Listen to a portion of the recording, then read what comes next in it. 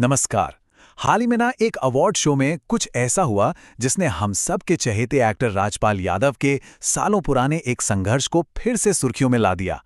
तो आज हम उनकी इसी कहानी की परतों को खोलेंगे, एक ऐसी कहानी जिसमें कर्ज है, इंडस्ट्री का बचाव है और एक जबरदस्त वापसी की उम्मीद भी है। हुआ यूं कि हाल ही में स्क्रीन अवार्ड्स हुए और होस्ट थे सौरभ द्विवेदी। उन्होंने राजपाल भाई को लेकर ये एक लाइन कह दी और बस वो लाइन तो जैसे आग की तरह फैल गई। देखिए, ये सिर्फ एक मजाक नहीं था। इस एक मजाक ने एक बहुत बड़ी बहस छेड़ दी और इंडस्ट्री के अंदर की जो कहानियां हैं, जो संघर्ष हैं, वो सब सामने आ गए। तो चलिए आज इसी बयान के पीछे की पूरी कहानी को परत दर परत समझते हैं। तो आज का हमारा सवाल यही है, कैसे एक मजाक, एक वायरल मोमेंट, एक इतने बड़े कलाकार के 16 साल पुराने संघर्ष को सबके सामने ले आया। चलिए इस पूरी कहानी को आज हम डिकोड करते हैं। अब ये समझने के लिए कि आखिर मामला यहां तक पहुंचा कैसे, हमें थोड़ा सा टाइम में पीछे चलना होगा। देखना होगा कि कैसे एक इतना शानदार करियर एक लंबी कानूनी लड़ाई में उलझ कर रह गया। तो देखिए, कहानी में ट्विस्ट कहां से आता है। करियर एकदम बढ़िया चल रहा था। 90 के दशक में एनएसडी से शुरुआत की। साल 2000 में जंगल से ऐसा ब्रेक मिला कि छा गए और फिर तो कॉमेडी फिल्मों का एक सुनहरा दौर ही शुरू हो गया। सब कुछ ठीक था, लेकिन 2010 में उन्होंने सोचा चलो अब डायरेक्टर बनते हैं। और बस यही सपना एक ऐसे, आप कह सकते हैं कि ऐसे फाइनेंशियल चक्कर में फंस गया जिसका असर आज तक देखने को मिलता है। यह तस्वीर राजपाल यादव की दो अलग अलग दुनियाओं को दिखाती है।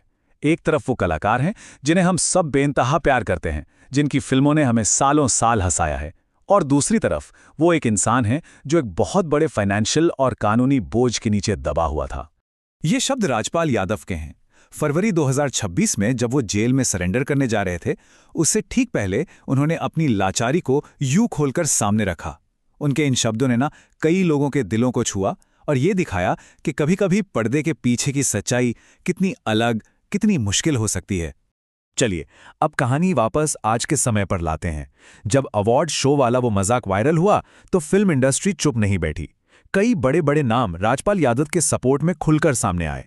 और फिर मैदान में उतरे सुपरस्टार सलमान खान। उन्होंने सोशल मीडिया पर खुलकर राजपाल यादव का बचाव किया। उन्होंने कहा, राजपाल भाई, आप 30 साल से काम कर रहे हो, हम सब ने आपको बार बार रिपीट किया है, डॉलर ऊपर हो या नीचे फर्क नहीं पड़ता, देना तो इंडिया में ही है। देखिए, उनका मैसेज एकदम क्लियर था कि एक आर्टिस्ट की, एक कलाकार की कीमत उसके काम से होती है, उसके बैंक बैलेंस से नहीं। और सही बात है, सम्मान तो हमेशा टैलेंट और मेहनत को ही मिलता है, और राजपाल यादव तो इसकी जीती जागती मिसाल है। और ये मदद सिर्फ बातों तक नहीं रुकी। सोनू सूद से लेकर अजय देवगन तक, यहां तक कि पॉलिटिक्स और म्यूजिक की दुनिया से भी कई बड़े नाम उनके सपोर्ट में आगे आए। सच कहूं तो ये इंडस्ट्री की एकता का एक बहुत ही पावरफुल नजारा था। अब इस पूरे हो हल्ले के बीच खुद राजपाल यादव ने एक बहुत ही ग्रेसफुल, बहुत ही शालीन रिएक्शन दिया। उन्होंने साफ किया कि अवार्ड शो में जो हुआ वो एक पहले से तय किया गया मजाक था, एक स्किट थी। और उन्होंने अपने फैंस से रिक्वेस्ट की कि वो होस्ट की आलोचना ना करें, बल्कि उन्हें अपना छोटा भाई बताया।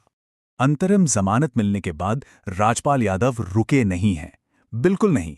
उन्होंने सीधे भविष्य की तरफ देखना शुरू कर दिया है और उनकी वापसी की जो प्लानिंग है वो काफी बड़ी और शानदार है। जरा इस नंबर पर गौर कीजिए, 1200 करोड़ रुपए। ये एक चौंकाने वाला आंकड़ा है ना? राजपाल यादव का दावा है कि उन्होंने अगले 7 सालों के लिए ब्रांडिंग और दूसरे बिजनेस प्रोजेक्ट्स के तौर पर 1200 करोड़ का काम सिक्योर कर लिया है। और बात सिर्फ बिजनेस प्रोजेक्ट्स की नहीं है, उनके पास 10 नई फिल्में भी लाइनअप हैं। ये दिखाता है कि इंडस्ट्री का भरोसा उन पर आज भी कायम है।